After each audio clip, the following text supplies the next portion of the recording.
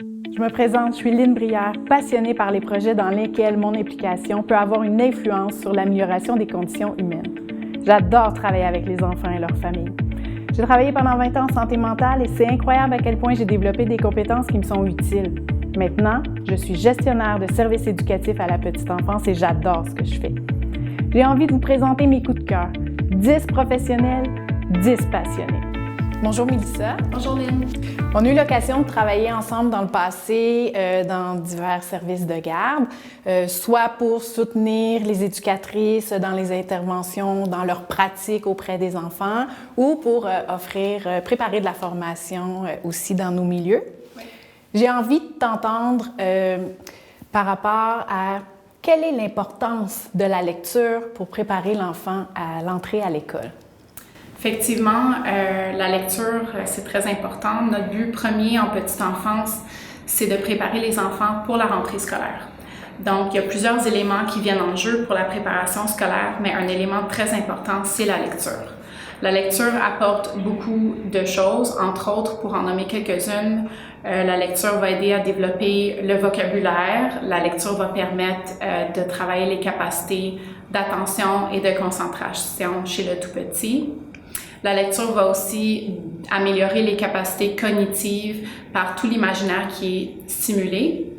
Et puis, bien sûr, la lecture apporte le développement du langage et l'acquisition de la compréhension chez l'enfant. Alors, le tout petit, quand il entend une histoire, il doit porter attention à ce qui lui est dit, il doit comprendre ce qui lui est dit et il développe aussi sa capacité à s'exprimer et à rapporter des faits sur l'histoire. Tous ces éléments sont importants pour la préparation à l'école et puis c'est très clair dans la littérature que les enfants qui ont été exposés à la lecture en petite enfance ont des avantages à l'apprentissage du langage écrit une fois rentrés à l'école. Donc, il est vraiment important de stimuler l'amour de la lecture pour les petits et pour les grands, mais on peut commencer dès la naissance. Et ce qui est encore plus important, c'est la manière qu'on lit à nos enfants. Qu'est-ce qu'il faut qu'on fasse pour que la lecture soit efficace? Ici, les mots-clés sont la lecture interactive partagée. Les mots le disent, il faut qu'il y ait une interaction et un partage entre l'adulte et l'enfant. Donc, il ne faut pas que la lecture soit dans un sens unique. Les bénéfices tirés par l'enfant durant la lecture dépendent fortement du temps dédié à l'interaction entre le parent et l'enfant durant ce moment. Alors, c'est important de lire avec nos enfants et non pas à eux. Alors, comment on fait? Le parent peut passer des commentaires sur ce qu'il voit entre les moments de lecture. Il peut prendre le temps de porter attention aux commentaires de l'enfant et de répondre à ses questions. L'adulte peut aussi prendre soin d'échanger sur l'histoire avant et après en posant des questions variées pour s'assurer que l'enfant ait bien compris l'histoire. Un autre élément important, c'est la relecture. La lecture la première fois permet un divertissement. Mais la deuxième lecture, troisième lecture va permettre à l'enfant d'intégrer les sons, les mots et le sens de l'histoire. Donc, c'est très important d'avoir cette répétition. Par ailleurs, tantôt j'ai parlé de stimuler la lecture dès la naissance.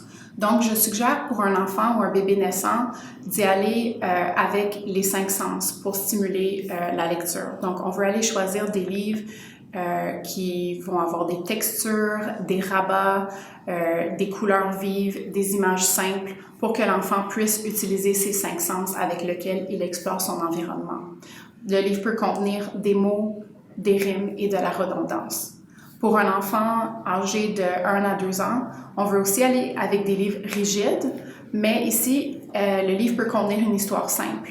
Par exemple, un sujet familier comme le dodo ou le pipi, le petit frère qui arrive bientôt. Et on veut ici encore qu'il y ait de la répétition dans le livre. Et avec ces sujets familiaux, on peut faire des liens entre le livre et la vraie vie de l'enfant.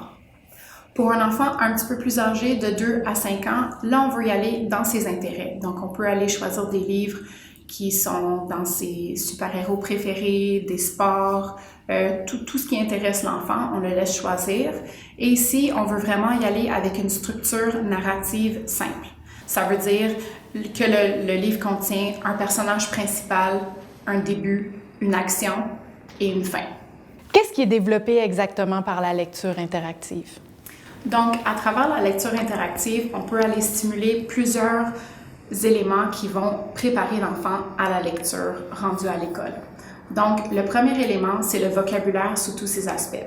On peut donner une définition d'un mot, on peut donner un synonyme ou on peut faire un lien entre le mot et la vie de l'enfant. On peut aussi aller stimuler les habiletés narratives.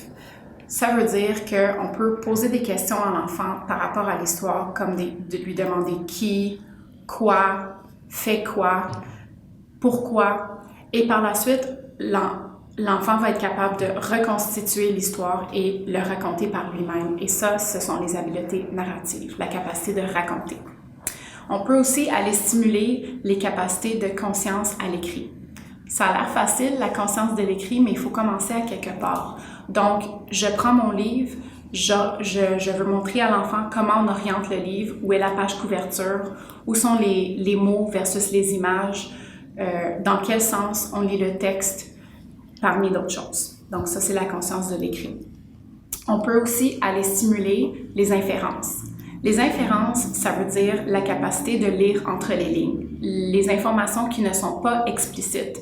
Donc, on peut faire des inférences ou se poser des questions sur l'état d'un personnage, son émotion. On peut faire un lien entre ses émotions ou ses états et un événement dans l'histoire. On peut aussi essayer de supposer qu'est-ce qui va arriver par la suite ou de prédire la suite de l'histoire. Donc ça, c'est vraiment les capacités d'inférence. Et finalement, on peut aussi aller stimuler la capacité de conscience phonologique. Ici, c'est très important encore pour la préparation à la lecture.